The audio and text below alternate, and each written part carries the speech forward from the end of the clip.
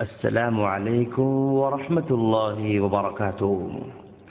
ناظرین، جب کبھی آدمی کسی کے خلاف دل میں بغض، نفرت، عداوت اور دشمنی رکھتا ہے تو اس پر بیجا تنقیدیں شروع کرتا ہے، اس کی ہر چیز سے نفرت کرتا ہے، چاہے وہ چیز نفرت کے لائق رہے یا نہ رہے۔ جب تنقید کرتا ہے تو یہ بھی نہیں سوچتا کہ تنقید معقول ہے یا نہیں، اعتراض قابل قبول ہے یا نہیں۔ اندھی دشمنی میں جھوٹ کا سہارا لیتا ہے، جھوٹ پر جھوٹ بولتے جاتا ہے اور سمجھتا ہے کہ اس نے بہت بڑا کارنامہ انجام دیا ہے۔ انہی میں سے ایک بہت بڑے علامہ جناب فاروق رضوی صاحب ہیں، جو LLB نہ ہونے کے باوجود بھی اپنے نام کے ساتھ LLB لگا کر جھوٹی ڈگری منسوب کرتے ہیں۔ چلیے سنیں موصوف کیا کہتے ہیں۔ پھر بنی ہے اور بازو میں کیا ہے؟ مدینہ شریف۔ پھر آگے بڑھیں، اس پر ہے قبۃ الصخرہ، جہاں حضرت عیسیٰ علیہ السلام کی پیدائش ہوئی۔ عام طور پر لوگ اس کو بیت المقدس سمجھتے ہیں، لیکن ہے حقیقت میں قبۃ الصخرہ۔ لیکن یہ بھی ہمارے لیے قابل احترام ہے، اس لیے کہ یہاں حضرت عیسیٰ علیہ السلام کی ولادت ہوئی ہے۔ یہ وہی نوٹ ہے شیخ صاحب دکھا رہے ہیں۔ یہ نوٹوں کا ایک بنڈل ہے جس پہ خانہ کعبہ بنا ہوا ہے، اور بازو میں ہی شیخ صاحب کی، وہاں کے بادشاہ سلامت کی تصویر بنی ہوئی ہے۔ یہ ہر بات پہ ہمیں بدعت کے طعنے دیتے ہیں۔ میں ان سے پوچھنا چاہتا ہوں کہ نوٹوں پر تمہارے امیر المومنینوں کی تصویریں ہیں، یہ سبق ان کو کیوں نہیں سنایا؟ بخاری شریف کی حدیث آج تک انہیں کیوں نہیں بتائی؟ رسول اللہ کی سنت کے خلاف، سنت کو ترک کر کے یہ بدعت کیوں رائج کی گئی؟ اللہ کے نبی کے زمانے میں جو سکے چلتے تھے اس پہ کسی کی تصویریں نہیں تھی، کسی کے عکس نہیں تھے، بلکہ نبی نے ارشاد فرمایا تھا، سرکار فرماتے رحمت کے فرشتے اس گھر میں داخل نہیں ہوتے جس گھر میں تصویر یا کتا ہو۔ یہ بخاری تو بڑی کرتے ہیں یار، اس وقت تم کو بخاری کیوں نہیں دکھتی؟ یہ سبق تم بخاری کا ان نجدی عیاشوں کو کیوں نہیں سکھاتے کہ تم نوٹ پر اپنی تصویر کے بغیر بھی نوٹ نکالے جا سکتے ہیں؟ کئی ملک میں جہاں پر کسی بادشاہ کی تصویریں نہیں ہیں، کئی ملک ہے، کئی ممالک ہے جہاں بادشاہ کی تصویریں نہیں ہیں۔ مثلا ایران کے نوٹ دیکھیں گے اس میں بادشاہ کی تصویر نہیں ہوتی۔ اور بھی کئی ممالک ہے جہاں کے میں نے نوٹ دیکھے ہیں، اس پر بادشاہ کی اور وہاں کے کوئی بڑے آدمی کی تصویر نہیں ہوتی۔ اللہ کے رسول صلی اللہ علیہ وسلم فرماتے، یہ بھی بخاری اور مسلم کی حدیث، سرکار فرماتے قیامت کے دن تین لوگوں پر سب سے زیادہ سخت عذاب ہوگا۔ قیامت کے دن 3 لوگوں پر سب سے زیادہ عذاب ہوگا۔ پوچھا گیا یا رسول اللہ وہ 3 کون ہیں؟ ارشاد فرمایا، ایک وہ جو نبی کو قتل کرے، پہلا وہ جو نبی کو قتل کرے، دوسرا وہ جس کو نبی قتل کرے۔ اب بتائیے نبی جس کو قتل کرے گا کتنا بڑا پکا کافر ہوگا وہ، کہ نبی قتل کر رہا ہے اپنے ہاتھ سے، اور وہ بھی کتنا بڑا بدبخت ہوگا جو معاذ اللہ نبی کو شہید کر رہا ہے۔ تو رسول اللہ کہتے پہلا وہ جو نبی کو قتل کرے، نبی جس کو قتل کرے، دوسرا جو نبی کو قتل کرے، اور تیسرا فرمایا سرکار نے تصویر بنانے والا۔ بخاری مسلم کی بات کرنے والوں کو بخاری مسلم کی حدیث نظر نہیں آتی، اپنے باپ امیر المومنین عبداللہ بن عبدالعزیز آل سعود ان کو یہ سبق نہیں پڑھاتے کہ بخاری اور مسلم میں حدیث موجود ہے، نوٹوں پہ سے تصویر ہٹائیے، یہ بدعت ہے، بہت بڑی بدعت ہے۔ ناظرین، علامہ فاروق رضوی صاحب کے اس کلپ میں بنیادی طور پر 4 اعتراضات ہیں۔ نمبر 1، سعودی کرنسی پر بادشاہ کی تصویریں کیوں ہیں؟ نمبر 2، کرنسی پر جو تصویریں ہیں وہ بہت بڑی بدعت ہیں۔ نمبر 3، ایران کی کرنسی پر تصویر نہیں ہے۔ اور نمبر 4، تصویر کشی بہت بڑا گناہ ہے۔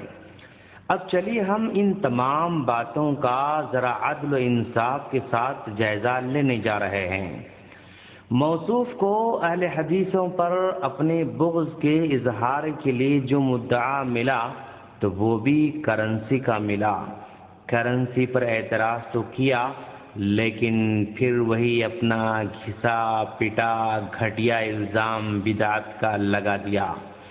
فاروق صاحب کے پاس اگر ذرا سا بھی علم ہوتا یا سمجھ ہوتی تو اس پر بدعت کے الزام نہیں لگاتے، کیونکہ بدعت ایسا کام جو نبی کے زمانے میں نہ تھا اور اب اس کو ثواب سمجھ کر دین سمجھ کر کیا جا رہا ہو، جیسا کہ فرمان رسول ہے۔ وعن عائشة رضی اللہ تعالی عنہ قالت قال رسول اللہ صلی اللہ علیہ وسلم من احدث فی امرنا هذا ما ليس منه فهو رد، رواہ البخاری ومسلم۔ یہ بخاری و مسلم کی روایت ہے۔ حضرت عائشہ صدیقہ رضی اللہ تعالی عنہ فرماتی ہیں کہ اللہ کے رسول صلی اللہ علیہ وسلم نے فرمایا، جو ہمارے اس دین میں نیا کام شروع کرے، جو ہمارے اس دین میں نیا کام شروع کرے جو اس میں نہیں تھا تو وہ کام مردود ہے، یعنی ثواب کی نیت سے دین سمجھ کر نیا کام کرنا، اس کو بدعت کہا جاتا ہے۔ اب ذرا انصاف کے ساتھ بتائیں، سعودیہ کی کرنسی پر جو تصویریں ہیں کیا ان کو ثواب سمجھ کر یا دین سمجھ کر پرنٹ کیا جاتا ہے؟ نہیں جناب، ایسا تو نہیں ہے، پھر اس کو بدعت کیوں کر کہا جا سکتا ہے؟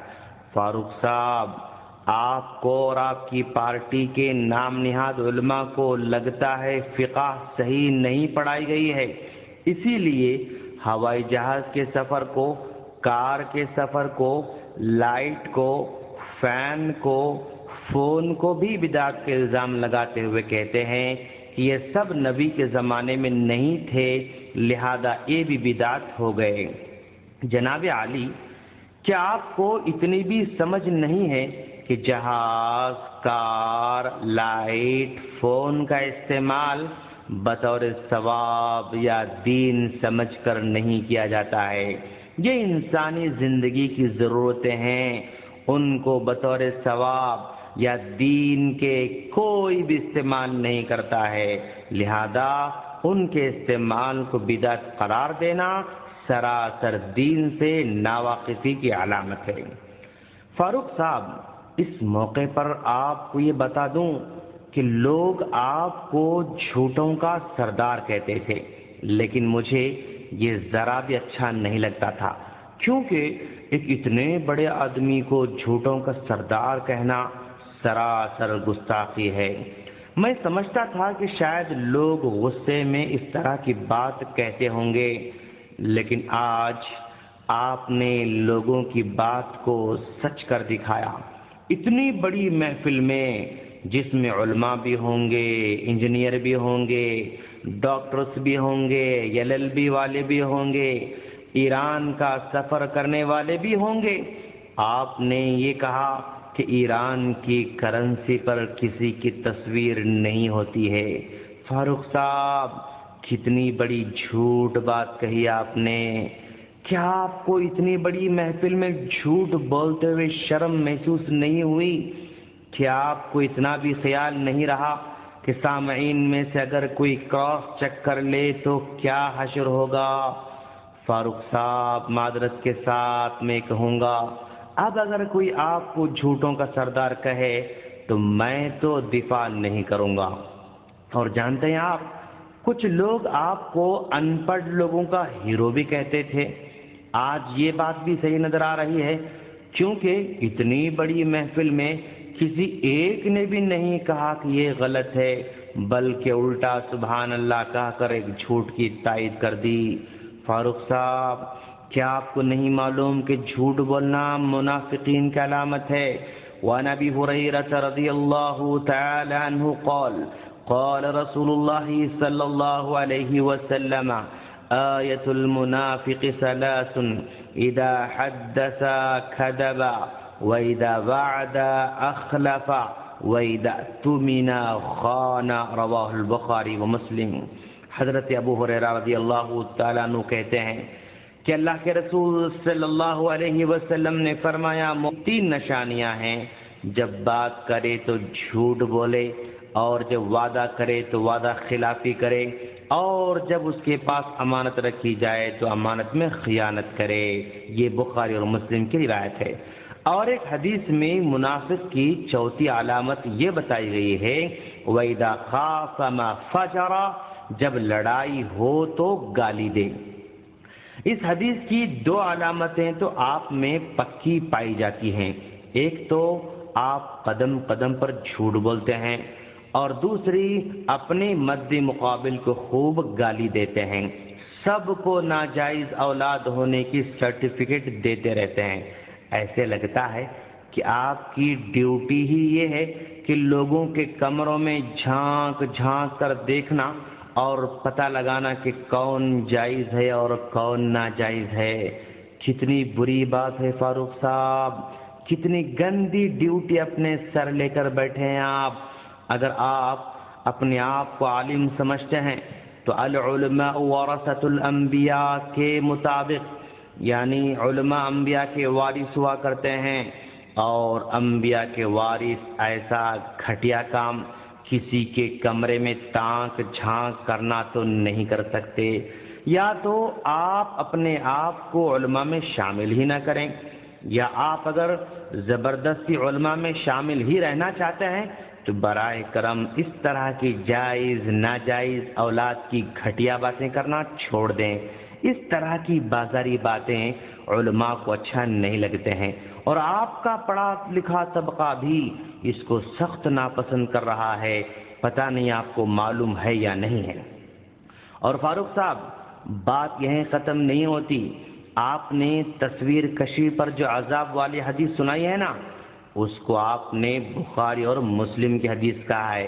کیسے ان پڑھ عالم ہیں فاروق صاحب آپ کو یہ پتہ ہی نہیں کہ جو بات کہہ رہے ہیں وہ کہاں لکھی ہوئی ہے، بس بخاری مسلم کا نام لے کر سامعین پر اپنا سکہ جمانے کی ناکام کوشش کی۔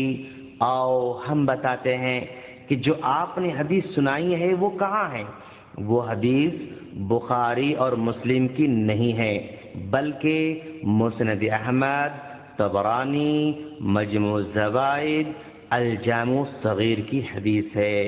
فاروق صاحب، اگر آپ کی اجازت ہو تو ذرا میں اس حدیث کو پڑھ کر بھی سناؤں؟ آؤ میں سناتا ہوں۔ عن ابن مسعود رضی اللہ تعالی عنہ قال قال رسول اللہ صلی اللہ علیہ وسلم اشد الناس عذابا يوم القيامة رجل قتل نبيا او قتله نبي او رجل يضل الناس بغير علم او مصور يصور التماثيل رواه الطبراني واحمد ومجمع الزوائد والجامع الصغير۔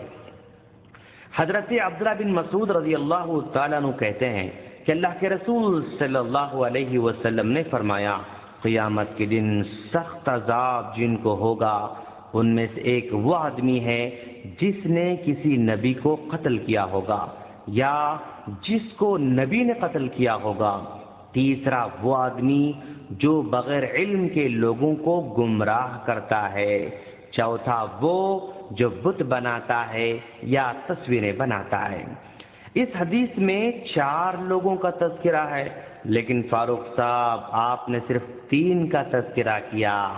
رجل یضل الناس بغیر علم، جو آدمی بغیر علم کے لوگوں کو گمراہ کرتا ہے۔ حدیث کے اس ٹکڑے کو آپ نے اڑا ہی دیا۔ فاروق صاحب کیا ہوگا؟ کیوں آپ نے اس ٹکڑے کو چھوڑ دیا؟ آپ نے اس ٹکڑے کو اس لیے چھوڑ دیا کہ یہ بالکل یہ ٹکڑا آپ کو گھیرے میں لے رہا تھا، کیونکہ آپ بھی بنا علم کے ہی لوگوں کو گمراہ کرتے رہتے ہیں۔ اگر آپ کو اس ٹکڑے کا پتہ نہیں تھا، اس لیے آپ نے نہیں بتایا، تب بھی آپ اس دھمکی سے فرار نہیں ہو سکتے، کیونکہ اگر آپ کو اس حدیث کے بارے میں مکمل جانکاری نہیں تھی تو بتایا کیوں؟ آپ نے مکمل جانکاری نہ ہونے کے باوجود بیان کرنا، یہی تو گمراہ کرنا ہے، اور اس حدیث میں اسی سے منع کیا جا رہا ہے۔ فاروق صاحب کس قدر افسوسناک مقام ہے ایک 3 منٹ کے کلپ میں اتنے سارے گھوٹالے کر گئے، تو آپ کے گھنٹوں والے بیانات میں کیا کیا نہیں ہوگا۔ خیر، ابھی تو یہ آغاز ہے، دیکھیں آگے آگے کیا ہوتا ہے۔ ہم دعا کرتے ہیں کہ اللہ تعالیٰ فاروق صاحب اینڈ کمپنی کو اسلام کی صحیح سمجھ عطا فرمائے، آمین۔ السلام علیکم ورحمۃ اللہ وبرکاتہ۔